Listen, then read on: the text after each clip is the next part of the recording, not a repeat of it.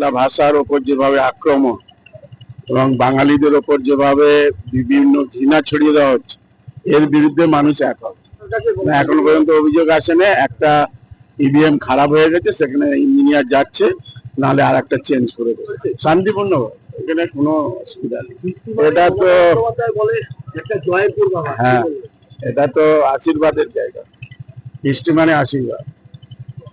এটা আমাদের কাছে শুভ। এলাকাবাসী বলবো, নিজের ভোট নিজে দিন, স্বাধীনভাবে বাংলার সম্মান মর্যাদা, বাঙালির মর্যাদাকে রক্ষা করার জন্য যেটা আপনাদের ভালো হবে সেটাই করুন। সবাই উঠে পড়ে লেগেছে। এটা হচ্ছে ওরা যেন মনে করছে যে বাংলা দখল করতে হবে, তাই যুদ্ধ পরিস্থিতি তৈরি করে দিয়েছে। এই পরিস্থিতিতে ভোটটা ওদের কাছে নেই, ভোটটা গণদেবতাদের কাছেই আছে।